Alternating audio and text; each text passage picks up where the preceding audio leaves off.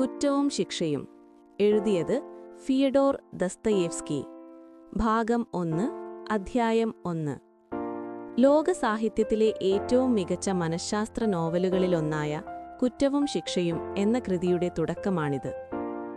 ക്വിക്വെഗിന്റെ ലളിതമായ വിശ്വാസങ്ങളിൽ നിന്നു മാറി റസ്കോൾനിക്കോവ് എന്ന യുവാവിന്റെ സങ്കീർണവും സംഘർഷഭരിതവുമായ മനസ്സിലേക്കാണ് നാം ഇവിടെ നോക്കുന്നത്. ജൂലൈ മാസത്തിന്റെ തുടക്കത്തിൽ അത്യുഷ്ണമുള്ളൊരു വൈകുന്നേരം ഒരു യുവാവ് എസ് പ്ലേസിലുള്ള തന്റെ തട്ടിൻപുറത്തെ മുറിയിൽ നിന്നിറങ്ങി കെ പാലത്തിനു നേരെ പതുക്കെ സംശയത്തോടെ എന്ന പോലെ നടന്നു. അവൻ തന്റെ വീട്ടുടമസ്ഥയെ ഗോവണിപ്പടിയിൽ വച്ച് കാണാതെ വിജയകരമായി ഒഴിഞ്ഞുമാറി. അവന്റെ മുറി ഉയരമുള്ള ഒരു 5 നില കെട്ടിടത്തിന്റെ മേൽക്കൂരയ്ക്ക് താഴെയായിരുന്നു. അതൊരു മുറിയേക്കാൾ ഉപരി ഒരു അലമാര പോലെയായിരുന്നു. അവന് മുറിയും ഭക്ഷണവും പരിചരണവും നൽകിയിരുന്ന വീട്ടുടമസ്ഥ താഴത്തെ നിലയിലാണ് താമസിച്ചിരുന്നത്. ഓരോ തവണ പുറത്തു പോകുമ്പോഴും അവൾ താമസിക്കുന്ന നിലയിലെ അടുക്കളയ്ക്ക് മുന്നിലൂടെ കടന്നുപോകാൻ അവൻ നിർബന്ധിതനായിരുന്നു. അതിന്റെ വാതിൽ എപ്പോഴും തുറന്നു തന്നെ കിടക്കുമായിരുന്നു. ഓരോ തവണ കടന്നുപോകുമ്പോഴും ആ യുവാവിന് ഒരുതരം അസ്വസ്ഥതയും ഭയവും തോന്നുമായിരുന്നു. അതവനെ മുഖം ചുളിക്കാനും ലജ്ജിപ്പിക്കാനും ഇടയാക്കി. അവൻ തന്റെ വീട്ടുടമസ്ഥന് കൊടുക്കാനുള്ള കടത്തിൽ മുങ്ങിക്കിടക്കുകയായിരുന്നു. അവളെ കാണാൻ അവൻ ഭയപ്പെട്ടിരുന്നു. ഇതവൻ ഭീരുവായതുകൊണ്ടായിരുന്നില്ല, നേരെ മറിച്ച് കുറച്ചുകാലമായി അവൻ അമിതമായ മാനസിക സമ്മർദ്ദത്തിലും അസ്വസ്ഥതയിലുമായിരുന്നു. ഏതാണ്ട് വിഷാദരോഗത്തിന്റെ വക്കിലെത്തിയിരുന്നു അവൻ പൂർണ്ണമായും തന്നിലേക്ക് തന്നെ ഒതുങ്ങിക്കൂടുകയും മറ്റുള്ളവരിൽ നിന്ന് ഒറ്റപ്പെടുകയും ചെയ്തിരുന്നു. അതിനാൽ തന്റെ വീട്ടുടമസ്ഥയെ മാത്രമല്ല, ആരെയും കാണാൻ അവൻ ഭയപ്പെട്ടു.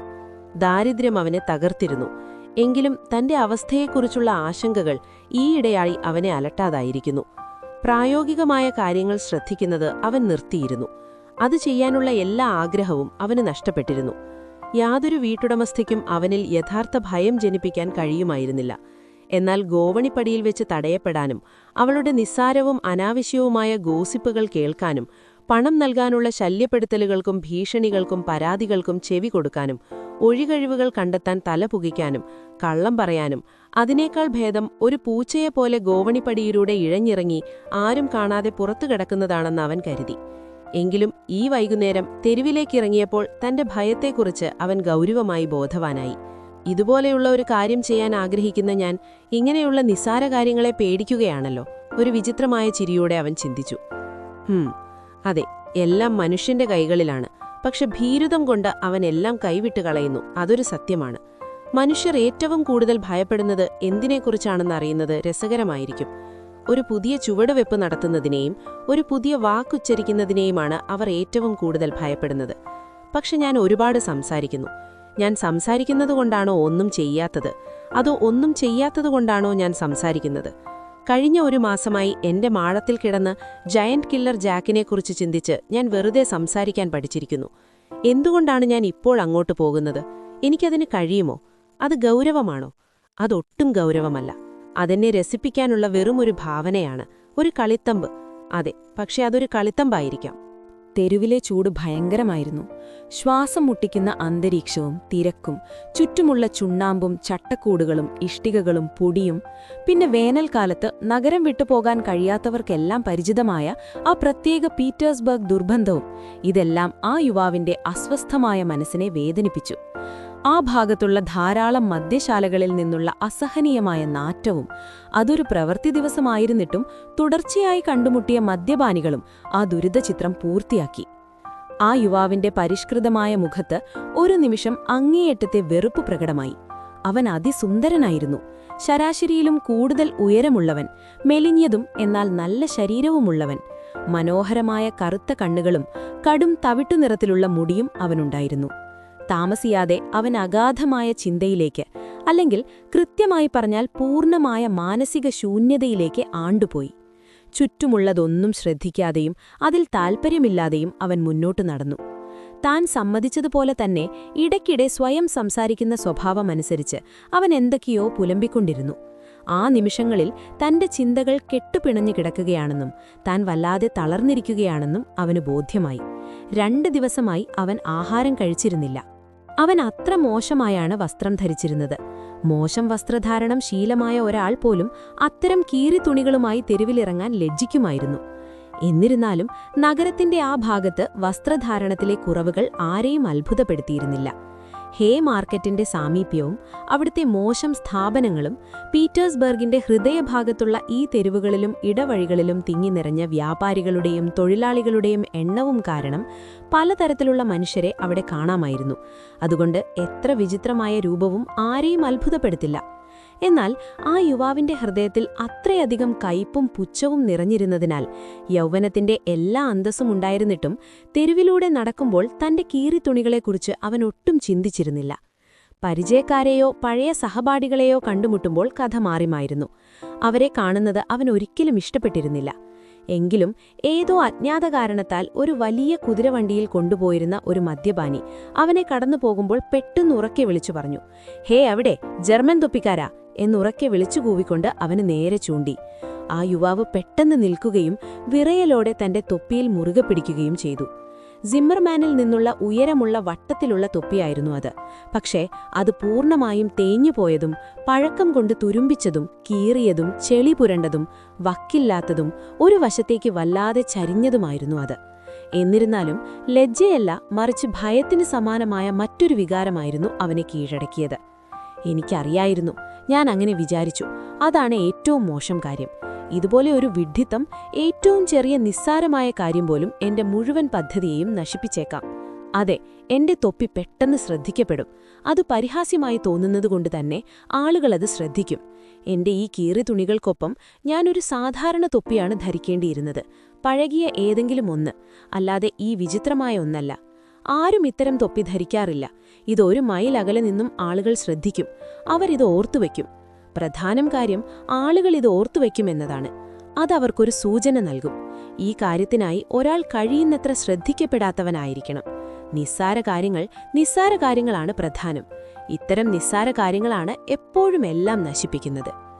അവൻ അത്ര ദൂരം പോകാനില്ലായിരുന്നു. തന്റെ താമസസ്ഥലത്തെ ഗേറ്റിൽ നിന്ന് എത്ര ചുവടുകളുണ്ടെന്ന് അവന് കൃത്യമായി അറിയാമായിരുന്നു. കൃത്യം 730. ഒരിക്കൽ സ്വപ്നങ്ങളിൽ മുഴുകിയിരുന്ന സമയത്ത് അവൻ അത് എണ്ണി നോക്കി. അന്ന് അവൻ ആ സ്വപ്നങ്ങളിൽ വിശ്വസിച്ചിരുന്നില്ല. തന്റെ ഭീകരവും ധൈര്യവുമായ ഈ ചിന്തകൾ കൊണ്ട് സ്വയം ഒന്ന് പരീക്ഷിക്കുകയായിരുന്നു അവൻ.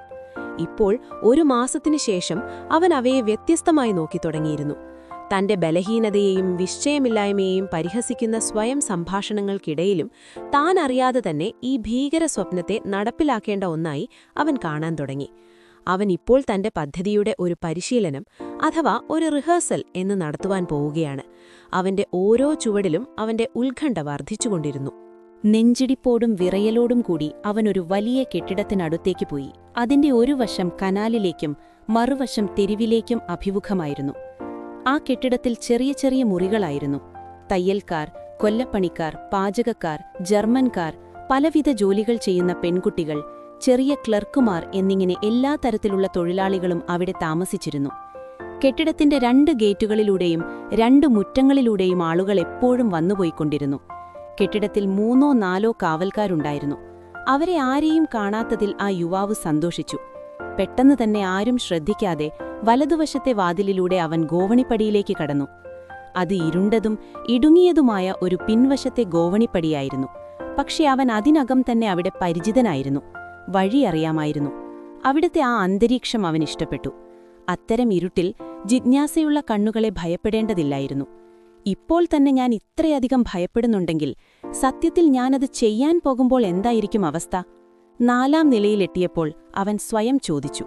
അവിടെ ഫർണിച്ചറുകൾ മാറ്റുന്ന ചില ചുമട്ടു തൊഴിലാളികൾ അവന്റെ വഴി തടഞ്ഞു. സിവിൽ സർവീസിലെ ഒരു ജർമ്മൻ ക്ലർക്കും കുടുംബവും താമസിച്ചിരുന്ന ഫ്ളാറ്റായിരുന്നു അത്. ആ ജർമ്മൻകാരൻ താമസം മാറുകയാണ്. അതിനാൽ ആ നിലയിൽ ഇനി ആ വൃദ്ധയല്ലാതെ വേറെ താമസക്കാരുണ്ടാകില്ല. അതൊരു നല്ല കാര്യമാണ്. ആ വൃദ്ധയുടെ ഫ്ളാറ്റിലെ മണി അമർത്തുമ്പോൾ അവൻ ചിന്തിച്ചു. ചെമ്പിനു പകരം ടിൻ കൊണ്ട് നിർമ്മിച്ചതുപോലെ ആ മണി നേർത്ത ശബ്ദത്തിൽ മുഴങ്ങി. ഇത്തരം വീടുകളിലെ ചെറിയ ഫ്ളാറ്റുകളിൽ എപ്പോഴും ഇങ്ങനെയുള്ള ബെല്ലുകളാണുണ്ടാകാറുള്ളത്. ആ മണിയുടെ ശബ്ദം അവൻ മറന്നുപോയിരുന്നു. ഇപ്പോൾ ആ പ്രത്യേക ശബ്ദം അവനെ എന്തോ ഓർമ്മിപ്പിക്കുകയും അത് കൺമുന്നിൽ കൊണ്ടുവരികയും ചെയ്തു. അവൻ ഞെട്ടിപ്പോയി. അവന്റെ നാഡികൾ അപ്പോൾ അങ്ങേയറ്റം തളർന്നിരുന്നു. അല്പസമയത്തിനു ശേഷം വാതിലൊരു ചെറിയ വിടവിലൂടെ തുറന്നു. വൃദ്ധ വാതിലിന്റെ വിടവിലൂടെ തന്റെ സന്ദർശകനെ സംശയത്തോടെ നോക്കി. ഇരുട്ടിൽ തിളങ്ങുന്ന അവളുടെ ചെറിയ കണ്ണുകൾ മാത്രമാണ് കാണാൻ കഴിഞ്ഞത്. എന്നാൽ ഇടനാഴിയിൽ ആളുകളുണ്ടെന്ന് കണ്ടപ്പോൾ അവൾക്ക് ധൈര്യം വന്നു. അവൾ വാതിൽ പൂർണ്ണമായും തുറന്നു. ആ യുവാവ് ഇരുണ്ട പ്രവേശന കവാടത്തിലേക്ക് കടന്നു. അത് ചെറിയ അടുക്കളയിൽ നിന്ന് വേർതിരിച്ചിരുന്നു. വൃദ്ധ അവനു മുന്നിൽ മിണ്ടാതെ നിന്ന് അവനെ ചോദ്യഭാവത്തിൽ നോക്കി. അവൾ 60 വയസ്സുള്ള ഒരു ചെറിയ വൃദ്ധയായിരുന്നു. ക്രൂരമായ കണ്ണുകളും മൂർച്ചയുള്ള ചെറിയ മൂക്കുമുള്ളവൾ. അവളുടെ നിറം മങ്ങിയ നരച്ച മുടിയിൽ ധാരാളം എണ്ണ തേച്ചിരുന്നു. അവൾ തലയിൽ തുണിയൊന്നും ധരിച്ചിരുന്നില്ല. കോഴിയുടെ കാലുപോലെ തോന്നിക്കുന്ന അവളുടെ നീണ്ട മെലിഞ്ഞ കഴുത്തിനു ചുറ്റും എന്തോ ഒരു കമ്പിളി തുണി ചുറ്റിയിരുന്നു. ഉഷ്ണമായിരുന്നിട്ടും അവളുടെ തോളിൽ പഴക്കം കൊണ്ട് മഞ്ഞ നിറമായ ഒരു രോമക്കുപ്പായം തൂങ്ങിക്കിടന്നിരുന്നു. വൃദ്ധ ഓരോ നിമിഷവും ചുമയ്ക്കുകയും മൂളുകയും ചെയ്യുന്നുണ്ടായിരുന്നു. ആ യുവാവ് അവളെ ഒരു പ്രത്യേക രീതിയിലാണ് നോക്കിയത് എന്ന് തോന്നുന്നു. കാരണം അവളുടെ കണ്ണുകളിൽ വീണ്ടും സംശയം നിഴലിച്ചു. റസ്കോൾനിക്കോവ് ഒരു വിദ്യാർത്ഥിയാണ്. ഞാനൊരു മാസം മുൻപ് ഇവിടെ വന്നിരുന്നു. തന്നെ കൂടുതൽ വിനീതനായിരിക്കണമെന്നോർത്ത് അവൻ വേഗത്തിൽ പുലമ്പി. എനിക്ക് ഓർമ്മയുണ്ട് സർ, നിങ്ങളിവിടെ വന്നതെനിക്ക് നന്നായി ഓർമ്മയുണ്ട്. തന്നെ ഉറ്റുനോക്കുന്ന യുവാവിന്റെ മുഖത്തുനിന്ന് കണ്ണെടുക്കാതെ വൃദ്ധ വ്യക്തമാക്കി. ഇതാ, ഞാൻ വീണ്ടും അതേ കാര്യത്തിനായി വന്നിരിക്കുന്നു. വൃദ്ധയുടെ സംശയത്തിൽ അല്പം അമ്പരെന്നും ആശയക്കുഴപ്പത്തിലുമായി റസ്കോൾനിക്കോവ് തുടർന്നു. പക്ഷേ അവൾ എപ്പോഴും ഇങ്ങനെയായിരിക്കും. കഴിഞ്ഞ തവണ ഞാനത് ശ്രദ്ധിക്കാത്തതാവാം, അവൻ അസ്വസ്ഥതയോടെ ചിന്തിച്ചു. വൃദ്ധ ഒന്ന് മടിച്ചു നിന്നു. പിന്നെ ഒരു വശത്തേക്കു മാറി മുറിയുടെ വാതിലിലേക്ക് ചൂണ്ടിക്കാട്ടി സന്ദർശകനെ അകത്തു കടക്കാൻ അനുവദിച്ചു. അകത്തു വരൂ സർ. യുവാവ് കടന്നു ചെന്ന ആ ചെറിയ മുറിയുടെ ഭിത്തിയിൽ മഞ്ഞ നിറത്തിലുള്ള പേപ്പർ ഒട്ടിച്ചിരുന്നു. ജനാലകളിൽ മുല്ല തുണികൊണ്ടുള്ള തിരശീനകളും ചെടികളുമുണ്ടായിരുന്നു. അസ്തമയ സൂര്യന്റെ പ്രകാശത്തിൽ ആ മുറി അപ്പോൾ തിളങ്ങുകയായിരുന്നു. അന്ന് ആ സമയത്തും സൂര്യൻ ഇതുപോലെ തന്നെയായിരിക്കും തിളങ്ങുക. റസ്കോൾനിക്കോവിന്റെ മനസ്സിൽ ആ ചിന്ത മിന്നിമറഞ്ഞു. മുറിയിലെ ഓരോ കാര്യങ്ങളും അവൻ വേഗത്തിൽ നിരീക്ഷിച്ചു. അതിന്റെ ക്രമീകരണം പരമാവധി ഓർത്തുവയ്ക്കാൻ ശ്രമിച്ചു. എന്നാൽ മുറിയിൽ പ്രത്യേകമായി ഒന്നുമുണ്ടായിരുന്നില്ല. മഞ്ഞ മരം കൊണ്ട് നിർമ്മിച്ച പഴയ ഫർണിച്ചറുകൾ മാത്രമാണുണ്ടായിരുന്നത്. വലിയ തടിപ്പലകയുള്ളൊരു സോഫ, അതിനു മുന്നിലൊരു വട്ടമേശ, ജനാലകൾക്കിടയിൽ കണ്ണാടിയുള്ളൊരു മേശ, ഭിത്തിക്ക് വശത്തായി കസേരകൾ, പിന്നെ മഞ്ഞ ഫ്രെയിമുകളിൽ പക്ഷി കൈകളിൽ ഇരിക്കുന്ന ജർമ്മൻ സുന്ദരിമാരുടെ 1-2 ചിത്രങ്ങൾ. ഇത്രമാത്രം. മൂലയിലൊരു ചെറിയ ഐക്കണിനു മുന്നിൽ വിളക്ക് കത്തുന്നുണ്ടായിരുന്നു. എല്ലാം വളരെ വൃത്തിയായിരുന്നു. തറയും ഫർണിച്ചറുകളും തിളങ്ങുന്നുണ്ടായിരുന്നു. ലിസാവേട്ടയുടെ പണിയായിരിക്കും, യുവാവ് ചിന്തിച്ചു. ഫ്ളാറ്റിൽ ഒരിടത്തും ഒരു തരി പൊടി പോലും ഉണ്ടായിരുന്നില്ല. ക്രൂരരായ വിധവകളുടെ വീടുകളിലാണ് ഇത്തരം വൃത്തി കാണാറുള്ളത്. റസ്കോൾനിക്കോവ് വീണ്ടും ചിന്തിച്ചു. മറ്റൊരു ചെറിയ മുറിയിലേക്ക് നയിക്കുന്ന വാതിലിലെ പരുത്തി തിരശീലയിലേക്ക് അവൻ കൗതുകത്തോടെ നോക്കി. ആ മുറിയിലാണ് വൃദ്ധയുടെ കട്ടിലും അലമാരയുമുള്ളത്. അതിലേക്ക് അവൻ മുമ്പ് നോക്കിയിട്ടേയില്ല. ഈ 2 മുറികൾ മാത്രമാണ് ആ ഫ്ളാറ്റിലുണ്ടായിരുന്നത്. നിനക്ക് എന്താണ് വേണ്ടത്? മുറിയിലേക്ക് വന്നുകൊണ്ട് വൃദ്ധ ഗൗരവത്തോടെ ചോദിച്ചു. മുമ്പത്തെ പോലെ അവന്റെ മുഖത്തേക്ക് നോക്കി നിന്നു. ഞാനിവിടെ പണം വയ്ക്കാൻ എന്തോ കൊണ്ടുവന്നിട്ടുണ്ട്. അവൻ തന്റെ പോക്കറ്റിൽ നിന്ന് പഴയ രീതിയിലുള്ള ഒരു വെള്ളി വാച്ച് പുറത്തെടുത്തു. അതിന്റെ പിന്നിൽ ഒരു ഭൂഗോളത്തിന്റെ ചിത്രം കൊത്തിയിരുന്നു. ചങ്ങല ഉരുക്കുകൊണ്ടുള്ളതായിരുന്നു. പക്ഷെ നിന്റെ കഴിഞ്ഞ പണത്തിന്റെ സമയം കഴിഞ്ഞിരിക്കുന്നു. 1 മാസം കഴിഞ്ഞിട്ട് മിനിഞ്ഞാന്ന് 2 ദിവസമായി. ഞാൻ മറ്റൊരു മാസത്തെ പലിശ കൂടി തരാം. അല്പം കൂടി കാത്തിരിക്കൂ. അതെന്റെ ഇഷ്ടമല്ലേ സർ? കാത്തിരിക്കണോ അതോ നിന്റെ പണവസ്തു ഇപ്പോൾ തന്നെ വിൽക്കണോ എന്ന്? ഈ വാച്ചിന് നീ എത്ര തരും അലോന ഇവാനോവന്? നിങ്ങൾ ഇത്തരം നിസ്സാര സാധനങ്ങളുമായിട്ടാണല്ലോ വരുന്നത് സർ. ഇതിനൊരു വിലയുമില്ല. കഴിഞ്ഞ തവണ നിന്റെ മോതിരത്തിന് ഞാൻ 2 റൂബിൾ തന്നു. എന്നാൽ ഒരു സ്വർണ്ണക്കടയിൽ പോയാൽ ഒരു 1.5 റൂബിളിന് പുത്തൻ മോതിരം കിട്ടും. ഇതിന് 4 റൂബിൾ തരൂ. ഞാനിത് തിരിച്ചെടുക്കും. ഇതെന്റെ അച്ഛൻ്റേതാണ്. എനിക്ക് ഉടനെ കുറച്ച് പണം കിട്ടാനുണ്ട്. 1.5 റൂബിൾ തരാം. പലിശ മുൻകൂറായി എടുക്കും, നിനക്ക് സമ്മതമാണെങ്കിൽ. 1.5 റൂബിളോ? യുവാവ് വിളിച്ചു പറഞ്ഞു. നിന്റെ ഇഷ്ടം എന്ന് പറഞ്ഞ് വൃദ്ധ വാച്ച് അവന് തിരിച്ചുകൊടുത്തു. യുവാവ് അത് വാങ്ങിച്ചു. അവന് ദേഷ്യം വന്നതുകൊണ്ട് അവിടുന്ന് പോകാൻ തുടങ്ങി. പക്ഷെ വേറെ എവിടെയും പോകാനില്ലെന്നും താൻ വന്നതിന് മറ്റൊരു ലക്ഷ്യം കൂടി ഉണ്ടെന്നും ഓർത്തപ്പോൾ അവൻ സ്വയം നിയന്ത്രിച്ചു. ഇതെടുത്തോളൂ, അവൻ പരുഷമായി പറഞ്ഞു. വൃദ്ധ തന്റെ പോക്കറ്റിൽ താക്കോലിനായി തപ്പിക്കൊണ്ട് തിരശ്ശീലയ്ക്ക് പിറകിലുള്ള അടുത്ത മുറിയിലേക്ക് പോയി. മുറിയുടെ നടുവിൽ തനിച്ചു നിന്ന യുവാവ് ശ്രദ്ധയോടെ കേട്ടുനിന്നു. അവൾ അലമാര തുറക്കുന്നത് അവന് കേൾക്കാമായിരുന്നു. അത് മുകളിലത്തെ ഡ്രോയറായിരിക്കും, അവൻ ചിന്തിച്ചു. അപ്പോൾ അവൾ വലതുവശത്തെ പോക്കറ്റിലാണ് താക്കോലുകൾ സൂക്ഷിക്കുന്നത്. എല്ലാം കൂടി ഒരു ഉരുക്ക് വളയത്തിൽ കോർത്തിട്ടിരിക്കുന്നു. അതിൽ മറ്റുള്ളവയേക്കാൾ 3 ഇരട്ടി വലിപ്പമുള്ള ഒരു താക്കോലുണ്ട്. അതിൽ ആഴത്തിൽ പല്ലുകളുണ്ട്. അത് അലമാരയുടെ താക്കോലാകാൻ വഴിയില്ല. അപ്പോൾ ഉറപ്പായും വേറെന്തെങ്കിലും വലിയ പെട്ടിയോ മറ്റോ ഉണ്ടാകും. അതറിഞ്ഞിരിക്കണം. വലിയ പെട്ടികൾക്ക് എപ്പോഴും അത്തരം താക്കോലുകളാണ് ഉണ്ടാകുക.